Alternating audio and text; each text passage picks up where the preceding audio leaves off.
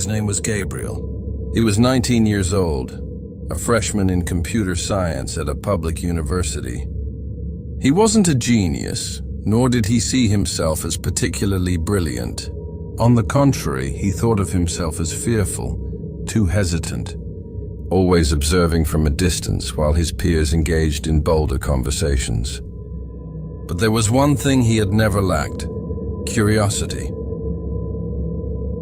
Ever since he was a child, he would take apart toys just to understand how they worked inside.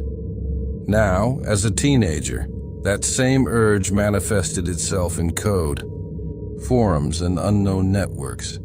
But there was a line he had never crossed: the deep web. He knew it existed, of course. Every computer science student did. It wasn't a myth nor a legend. It was real, with layer upon layer hidden from what most people called the internet. Places where they said the worst of humanity lived and hid. He heard stories whispered in the university hallways, amid the laughter and knowing looks of the upperclassmen. Have you ever heard of the market beyond? That place is real hell, man. It's not just drugs or weapons. They sell lives. Gabriel listened in silence, with a mixture of disbelief and fascination. How could something like that exist? Why didn't anyone do anything about it? And more importantly, how was it possible that so many people talked about it so casually? On a cold Thursday night, alone in the cramped dorm room, the urge to prove to himself that he wasn't such a coward began to grow like a poison. He grabbed his laptop, took a deep breath, and slowly typed, "How to safely access the deep web."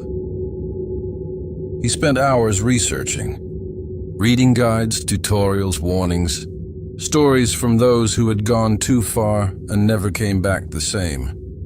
Don't click on just any link. Use a VPN.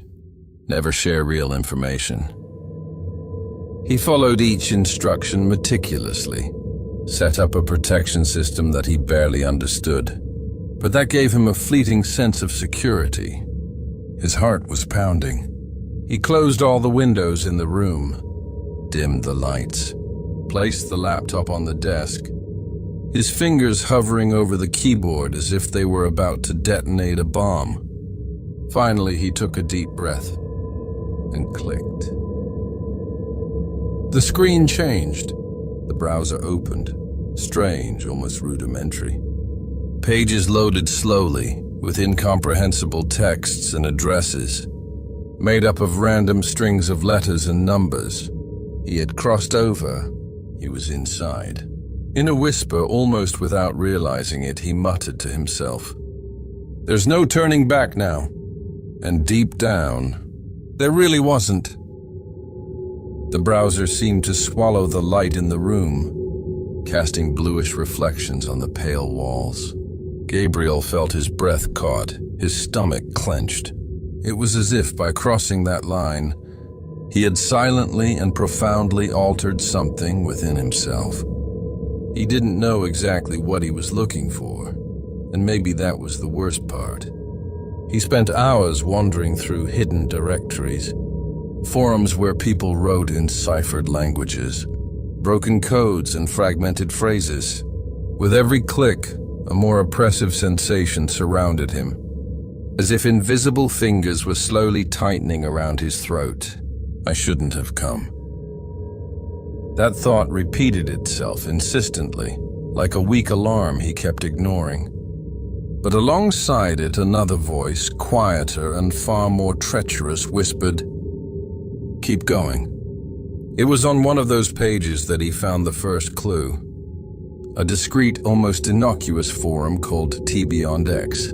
It looked abandoned. Only one new thread with a dry title. The Market Beyond Reopened. He clicked. The post was simple, signed by a user named adminjaw45. There were no images, no explicit links, just a disturbing sequence of phrases. Now open again for old members and new brave ones. Limited slots. The auction will be broadcast live. Those who know how to find it, enter. Those who don't, detrying. Gabriel read and reread those phrases, trying to decipher the tone. A threat? Irony. There were no instructions, only a strange attached file, a text document encrypted.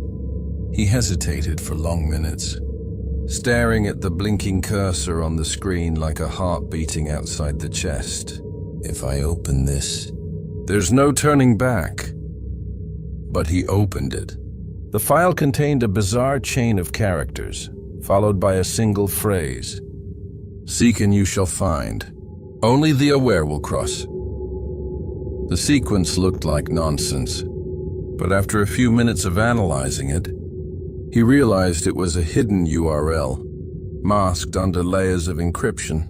Gabriel stayed still for a while, his sweaty hands resting on the keyboard, his entire body in a state of alert. The room was silent, but inside his mind, the noise was deafening, the sound of his own accelerated breathing, the tense pulse of his arteries, the echo of all the warnings he had heard 1,000 times about what not to do. And yet he clicked. The screen took a while to load. For a second, he thought the computer had frozen. But then it appeared. A sober-looking website with no colors, no images, just a black interface with command lines. Welcome to the market beyond. The phrase appeared slowly, as if typed by an invisible hand. Below, a field to enter an access code.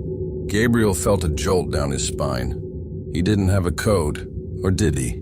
He went back to the file he had opened earlier, noticing a detail that, in his nervousness, he hadn't seen. There was a second, smaller sequence right after the URL. He tried it, typed slowly. For a second, nothing happened, and then... Access granted. The site changed. A menu appeared on the screen. Auction. Live streams. Private rooms. Gabriel could barely breathe. He wasn't just browsing anymore. He was inside. A new and repulsive world had opened up before him. And suddenly he no longer knew who he was. The curious one? The brave one? The fool? But deep down, a part of him whispered, "Now you belong to this." The next morning, Gabriel walked through the university corridors as if he were a stranger in his own skin. People passed by talking loudly, laughing, arguing about assignments and exams, while he remained in a state of numbness, as if all the sounds were muffled by an invisible layer of glass. He hadn't slept well. The image of those words projected on the screen. Access granted repeated itself, incessantly in his mind, like a cursed password or a door that had been opened and that he could no longer shut. He sat at the campus cafe, with his coffee growing cold in front of him, when he overheard, at the table beside him, two classmates talking in excited whispers. "Dude, it's happening again." "The market? Seriously? I thought they shut it down." "It's back, but only for those who know how to get in." Gabriel looked up, his heart racing. They were talking about it. One of the guys, Kaio, with whom he had done a few projects before, noticed the look and a bit awkwardly asked, "You listening, Gabriel? Have you ever heard of the market beyond?" He hesitated for a fraction of a second, instinct telling him to deny it, to change the subject, but the words came out, low, almost conspiratorial. I got in." Kaio's eyes widened and he let out a stifled laugh, half in disbelief, half in admiration. "No way." Gabriel shrugged, trying to seem indifferent, but his hands were sweating. He didn't want them to realize how much it had shaken him. "I just took a look. Didn't stay long." Kaio leaned forward, curious. So, is it true what they say? Gabriel stared at the empty space of the cafe for a second before answering, his voice dragging. There are things there that no one should see. His friend let out an impressed whistle, and soon the conversation shifted to something else. An exam, a professor. But Gabriel couldn't pay attention anymore. His mind was back there on that black menu, on those words. Auction. Live streams.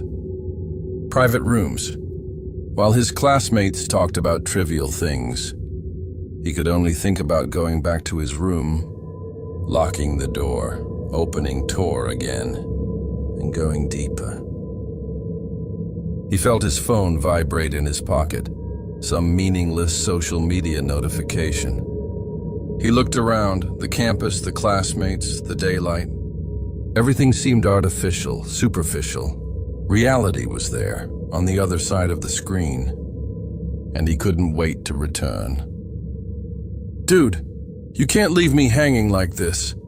Let's go to your place right now. Kaio insisted, with that glint in his eyes that Gabriel recognized. The same glint he himself had had, the night before, alone in his room, as he crossed the invisible boundary of the deep web. I don't know, Kaio. I probably shouldn't have told you. Oh, come on, man! You're making me curious on purpose. Just real quick, just so I can see what it's like. Gabriel hesitated, but deep down, he really wanted someone to share it with. The weight was getting too heavy to carry alone, like a shadow stretching longer by the minute. All right, let's go. They walked together to the dorm, almost in silence, their footsteps echoing down the hallways. Gabriel unlocked the door to his room, pushed the chair aside, and his friend threw himself onto the thin mattress, eager. Come on, turn it on. Gabriel took a deep breath, powered up the laptop, activated the VPN, opened the Tor browser. His hands trembled slightly and he pretended it was because of the cold. Within minutes, they were back there, in front of the dark screen, with that simple menu, like a silent entrance to the abyss. Auction. Live streams. Private rooms. Kaio let out a low whistle. Damn, this is really real. Gabriel clicked on live streams. The page loaded slowly, revealing only vague messages, like posters scattered in a dark alley. Next event, 72 hours. Live broadcast, restricted access. In-person participants will receive additional instructions. The two of them exchanged glances in silence, sharing that unsettling feeling that they were seeing something they should never have found. In-person participants? Kaio read aloud, frowning. Gabriel stood there staring at that phrase. There was no link, no address, nothing explicit, just that implicit promise that something bigger and darker was about to happen. He went back to the homepage and clicked on auctions. There were lists of generic items, but each description seemed loaded with subtext. Lot 42, new exclusive. Lot 51 for discreet collectors only. There were no images, no prices. Just that cold, bureaucratic, and sinister language, like a clandestine market far beyond what they could comprehend. Kaio chuckled nervously. Man, this is way too crazy. Gabriel didn't respond. His head throbbed, a mixture of revulsion and excitement. For a second, feeling the urge to jump. Let's watch this live stream together, yeah? Kaio said, breaking the silence. Gabriel nodded almost automatically. Sure. But as he spoke, an uncomfortable sensation was forming inside him. Like an idea not yet fully clear, but that he already knew. He needed to go further. On the screen, a discreet notification blinked in the corner. For in-person participants, instructions coming soon. Gabriel's eyes fixed there, as if that message was meant only for him. And in that moment, he knew that somehow he would figure out how to be there. But he also knew that when that day came, Kaio couldn't go with him. That night, Gabriel stayed up late, long after Kaio had left, still glued to the screen as if the faint, flickering light was the only link he had left to reality. The site looked the same, just that cold menu, those cryptic messages. But Gabriel knew there was more. There's always more, for those willing to look. He revisited the auctions section, this time paying closer attention, noticing small details he'd missed. Before, some descriptions had strange characters, like glitches, or perhaps codes. He spent hours racking his brain, comparing segments, cross-referencing information with obscure forums he found within the deep web itself, where users spoke in riddles. The place is not for the curious, but for the worthy. Look at the edges, not the center. He was starting to understand. The physical address wasn't given directly, but scattered like fragments across different parts of the site. In one of the hidden files, he realized that certain numbers looked like coordinates. He checked on Google Maps, almost unable to believe it. And there it was, a neighboring city, just over an hour away, marked by an abandoned factory on the outskirts. His blood ran cold. It can't be that simple. But when he went back to the site, he found another message, posted only for those who had followed the same path. Congratulations. Your presence will be welcome. Bring only what you are not afraid to lose. Gabriel stared at the phrase as if facing a prophecy. He took a deep breath. He knew that from this point on, he had to make a plan. Kaio, his friend, would certainly show up on the day of the broadcast, wanting to watch together. Maybe he'd knock on the door, call non-stop. Gabriel saw himself for the first time, thinking about how to evade someone who trusted him, who saw him as a partner in this macabre adventure. He closed the laptop, running his hands over his sweaty face. The room felt smaller, suffocating. He began sketching a mental plan. On the day of the event, he'd leave home early before Kaio could show up. He'd say he had an appointment, maybe a visit to family, or an extra class, anything that sounded mundane, banal. The most important thing was making sure he'd be alone. Alone, to head to that place that now felt more real than anything he'd ever known. In the days that followed, Gabriel kept up his routine, going to classes, meeting Kaio on campus, pretending everything was normal, while inside, he felt like a rope stretched to its breaking point. Sometimes he looked at his friend and almost gave up. He almost wanted to tell him, to say that he'd found the address, that they could go together. But something inside told him no. This was only for him. On the eve of the event, Kaio mentioned casually, "You backed up the link, right? Don't forget. I'm counting on you to watch that live." Gabriel smiled, a fragile smile, and replied, "Don't worry." But he already knew that when Kaio called, the house would be empty, and he would already be on his way. On the morning of the event, Gabriel woke up before his alarm even went off. The room, flooded by the pale light of dawn, felt colder than usual. Every movement he made was calculated to the millimeter, as if he were on a secret mission, as if, at any moment, someone might break down the door to stop him from leaving. As he put on his jacket, his phone vibrated, a message from Kaio. "All set for tonight. I'll swing by around 8. Gabriel stared at the screen for a second, swallowing hard. Then he typed, with the rehearsed coldness of the past few nights. "Can't today, man. Gotta go to my mom's family issue. I'll tell you later."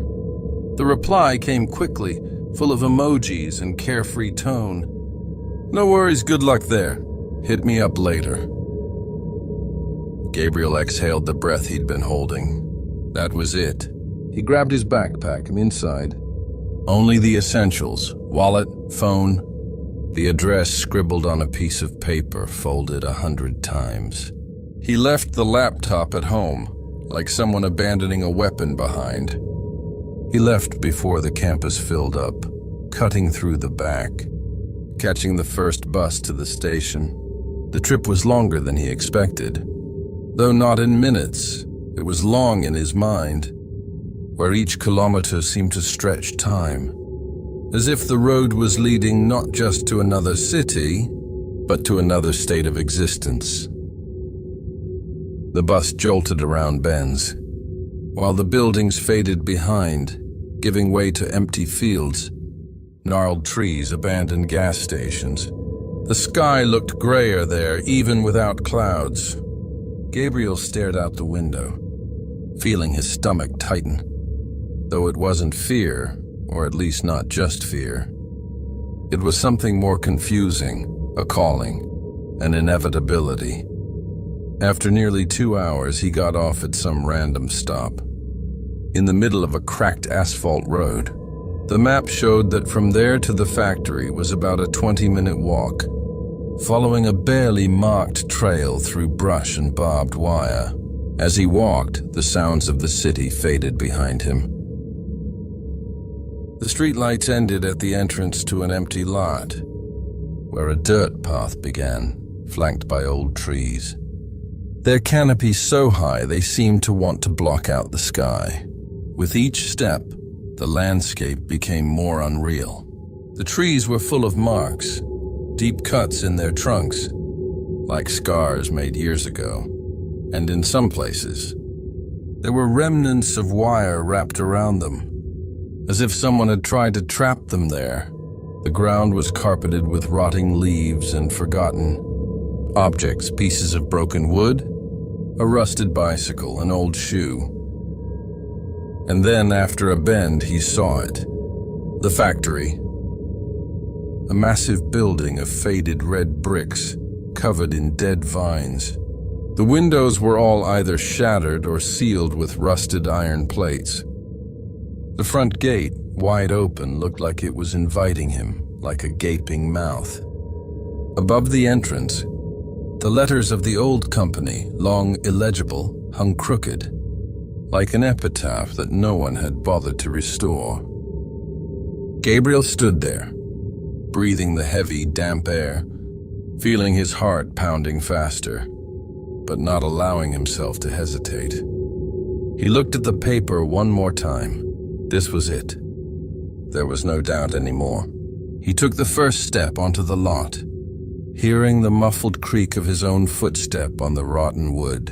And at that moment, he didn't know how, but he felt that someone was watching him from somewhere within that silent, decaying structure. But he didn't stop. He kept walking toward the entrance, where the shadows seemed denser and the air colder, as if he were finally crossing over to the other side of everything he knew. Gabriel passed through the gate and followed the silent hallways of the factory, where time seemed to have stopped.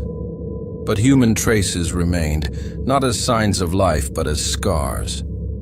Just a few steps in, he noticed on the wall a row of thick metal hooks, fixed at shoulder height. They weren't ordinary utility hooks, as you'd expect in a factory. They were too thick, too strong. Some still had pieces of chain attached, swaying gently with the draft seeping through the cracks.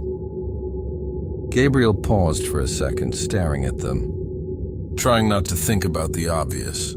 He kept walking, passing through an old dining hall with broken tables and chairs stacked in the corners, as if someone had hastily cleared the space years ago. But there on the floor, he saw something else, a dark stain he couldn't immediately identify it. It could be oil or not. The tip of his sneaker almost touched the mark, but he pulled back, as if stepping on it would confirm a fear he wasn't yet ready to admit. The next hallway was narrower and the air heavier. On the ceiling, exposed wires. On the walls, knife-carved markings, symbols he didn't recognize. But that carried a strange, raw, animalistic energy. Gabriel felt his breathing grow heavier, cold sweat trickling down his back. The silence was absolute, broken only by the muffled echo of his own footsteps. Until, turning one final corner, the space opened up. A large hall, dimly lit by industrial lights fixed high above, casting long shadows over the concrete floor. And there they were. Dozens of people, maybe more than 100, like an audience waiting for a show to begin. All dressed impeccably in formal attire, tailored suits, long dresses, gleaming leather shoes, and all, without exception, wearing masks. Elaborate masks with long beaks, feathers, golden embroidery, some resembling exotic animals, others frozen human expressions in perverse smiles or hollow eyes. Gabriel stood at the entrance of the hall, heart racing, staring at the scene that looked like something out of a Baroque nightmare. And then he realized he was the only one without a mask, or almost. Looking closer, he saw 2 or 3 other individuals without masks. But unlike him, they wore discreet black uniforms, clearly there as staff or security. But he, there, in an ordinary jacket, jeans, with a lost look. He was an intruder. He felt his body stiffen, hands beginning to tremble slightly. Yet strangely, no one seemed to notice his presence. Or if they did, they didn't show it. All the masks pointed forward, toward the small elevated stage at the back of the hall, where no one stood yet. The air was permeated by a bittersweet scent, something between expensive perfume and old mold. Gabriel took a deep breath, trying to control his anxiety, and slowly walked through the hall, blending into the corners, passing concrete columns that offered some visual protection. He was there, at the heart of it all. And now, more than ever, he knew he couldn't just turn around and leave. He had to see, he had to understand, and maybe find a way out. Gabriel discreetly leaned against one of the side columns, just a few meters from the last row of chairs, trying to seem invisible, but knowing deep down that it was impossible. His lack of a mask betrayed him, exposed him, isolated him. For a moment, he contemplated the possibility of silently leaving, retracing his steps through the overgrown path, catching the bus and burying that night deep in his memory. But his body remained still, as if it had grown roots into the cold, rough floor of the hall. Then, without warning, the lights dimmed. A single spotlight projected onto the elevated stage, which had been empty until then. Tall, thin, wearing a flawlessly tailored gray suit, with a white mask devoid of any expression, covering the face completely, only 2 empty holes for eyes. He held a small wooden gavel in his right hand. Absolute silence. No murmurs, no chair adjustments, not even a loud breath. It was as if everyone already knew exactly what was about to happen. The man raised his hand, making a dry, precise gesture. From one side of the stage, a metallic door slowly slid open, revealing something. Gabriel couldn't quite see, distance and shadows obscured it, but he could make out human shapes, or something resembling them, bound or positioned like objects. There were no descriptions, no enthusiastic announcements as in a typical auction. The man simply raised his arm again, and slowly, numbered paddles began to rise among the masked audience. 1, 2, 5. Each number raised was followed by an affirmative gesture from the auctioneer, and within minutes, the item was discreetly removed from the stage, replaced by the next. Gabriel felt his stomach churn, his legs weaken. He didn't need to see clearly to understand what was happening there. The place's smell seemed to have changed, or perhaps it was just his perception, now more acute, a metallic aroma mixed with expensive perfume and mold. He tried to control his breathing, to keep his gaze cold, but he realized his hands were already damp, and then he felt it. Without needing to look, he knew someone was watching him. He slowly turned his face to the left, and among the rows, in a chair in the second row, he saw a figure that stood out from the others, a woman, or so it seemed, by the slender silhouette, wearing a long black dress. The mask she wore was red with gold details and had a strange shape, resembling the elongated face of a feline. She wasn't looking at the stage like everyone else. Her gaze was fixed on him, motionless, serene. Gabriel quickly looked away, his heart racing even faster, as if he were running, though standing still. He tried to rationalize. Maybe it was just an impression. Maybe she wasn't even looking at him. But he knew. He knew he was being watched. And for the first time that night, he realized he wasn't just an observer. He was also part of it, part of the spectacle. And then, suddenly, a hand touched his shoulder. Gabriel turned sharply, heart pounding. It was a tall man, wearing an impeccable black suit and a plain white mask, without features. The man tilted his head as if checking a mental list and said, "You've arrived. Good. Late, but still on time." Gabriel froze. "Sorry, He tried to say something, but the man was already turning his back. "This way," and he began walking toward the building's side entrance. For a second, Gabriel stood there stunned, looking around as if expecting someone to come running to stop him, or shout that it was all a mistake. But there was no one. Only the man walking slowly, not even looking back. Gabriel felt his heart hammering, but his feet moved. He followed. They crossed a wide corridor with a low ceiling, where the lights flickered intermittently, casting strange shadows on the walls. The man stopped in front of a simple door and opened it. Inside, an empty room, except for a chair and a black mask resting on it. Turning to Gabriel, he said in an impersonal tone, "Your mask. You know the protocol." Gabriel hesitated, looking at the mask, then at the man. "I think I'm in the wrong place." The man merely tilted his head as if he didn't understand or didn't care. "No time. Standard protocol before you take your position." Then, without waiting for a response, he gestured for Gabriel to follow him again. Gabriel looked once more at the mask on the chair, a violent shiver running up his spine, and went after him. They walked through another narrower corridor, the metal walls even colder, until stopping before a door with a discreet sign, "Identification and Security." The man quickly typed a code on the panel, and the door slid open, revealing a sterilized room with the scent of chemicals and cold lighting. Inside, a woman dressed in black, also wearing a featureless white mask, was already waiting.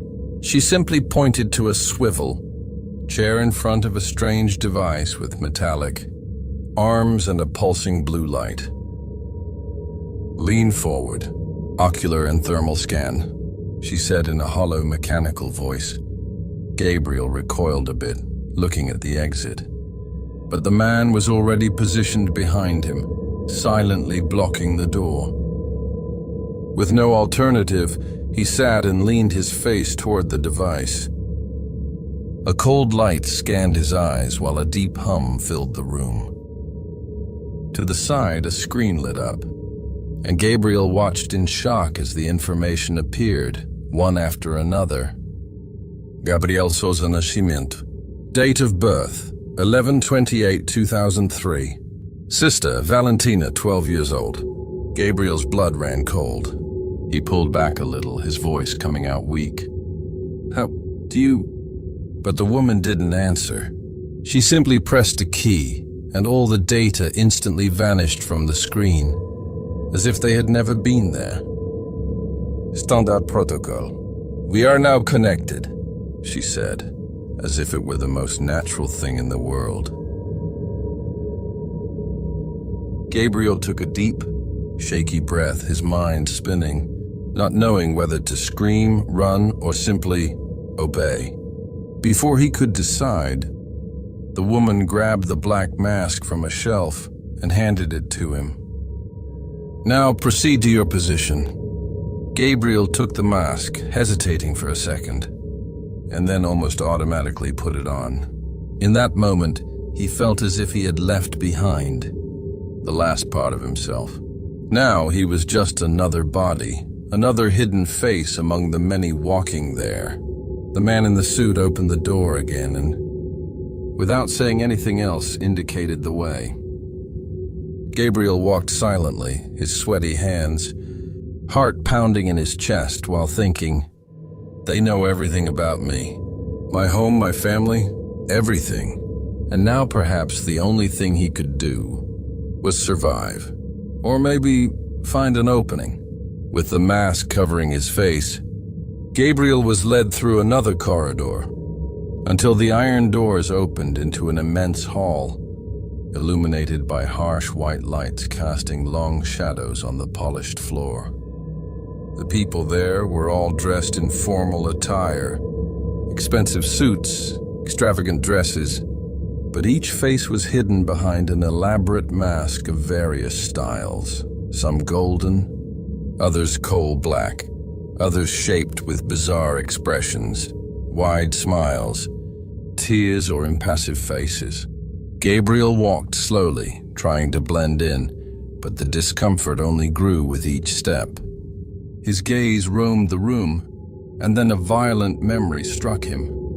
Bring that which you are not afraid to lose. He remembered that phrase displayed on the site as a warning, or maybe an irony. In his rush, his impulsiveness to come there, he brought nothing. But now, as he moved among those silent, masked figures, he realized that, in fact, he had brought everything he could never bear to lose. Because now they had his information. They knew about his mother, his father, his 12-year-old sister. They knew where he lived, where he studied, who he loved most. His chest tightened violently. His breath grew irregular behind the stifling mask. He felt cold sweat running down his back as his restless gaze searched for an opening, an exit, anything. But what he found instead was scenes that only deepened his horror. But what he found instead were scenes that only deepened his dread. On one side of the hall, atop a narrow stage, there were several people, men, women, teenagers, arranged like merchandise, while next to each of them, a small screen displayed minimal information, as if they were items in a catalog. Height, age, some skill. Some had empty eyes, others struggled to hold back tears. Gabriel forced himself to look to another corner, but there he saw a scene just as disturbing. Some of the masked individuals were walking alongside their newly acquired purchases, leading them as one would a pet. In one corner, a man in a golden mask held a young woman by the wrist, dragging her with mechanical coldness, not even looking in her direction. Elsewhere, a woman in a red dress, wearing a fox-shaped mask, stroked the hair of a pale boy who was trembling, while speaking to him in an overly sweet tone as if comforting a pet. Gabriel's stomach churned, horror and anguish blending into a growing nausea. What are they going to do to these people? The question echoed in his mind as he desperately tried not to imagine the possible answers, and then, without realizing it, he clenched his fists, as if he could prevent his own body from faltering. He needed to stay lucid. He needed to find a flaw in that seemingly well-structured operation. As he walked among those silent figures, Gabriel felt increasingly suffocated. It was no longer just curiosity driving him, nor the fascination with the deep web. Now it was real fear. The concrete terror that, contrary to what he had thought, he was not the one observing that dark world. It was that world that now was observing him.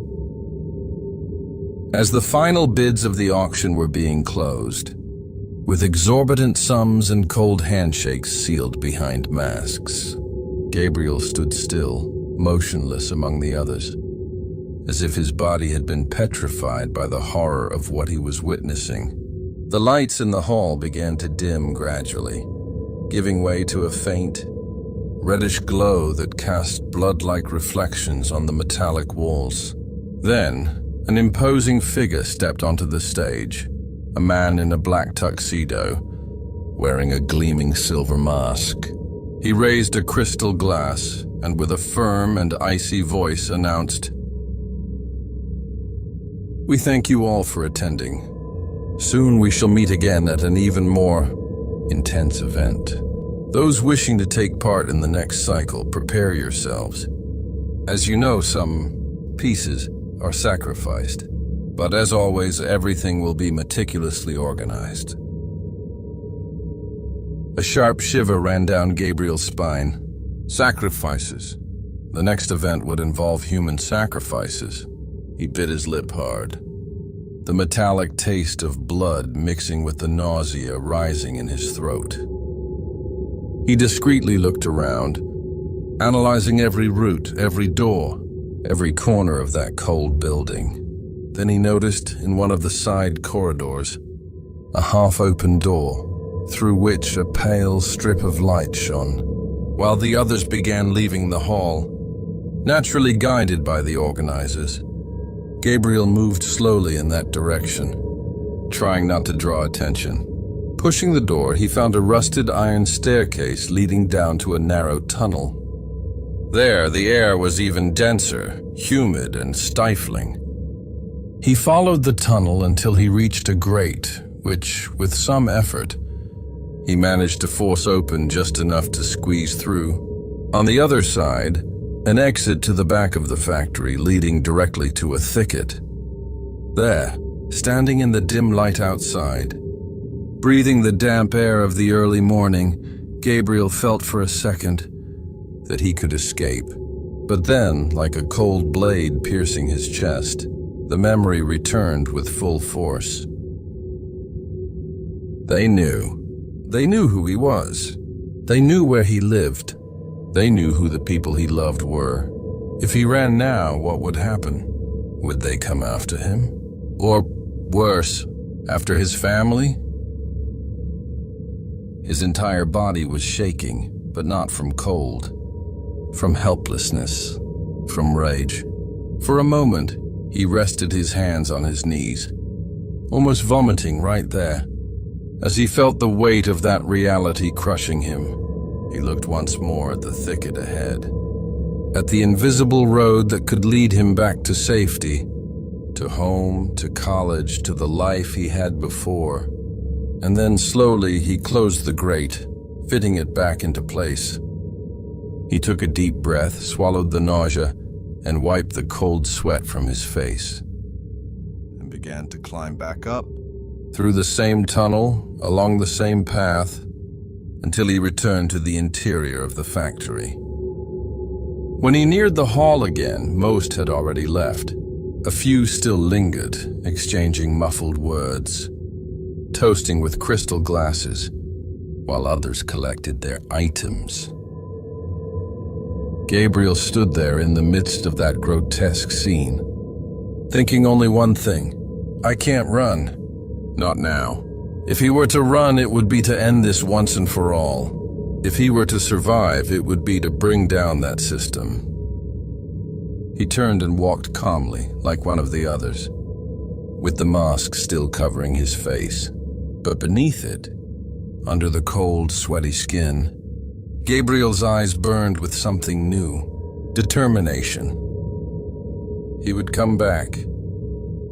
And when the next event happened, he would be ready, no longer as an accidental spectator, but as someone setting a trap.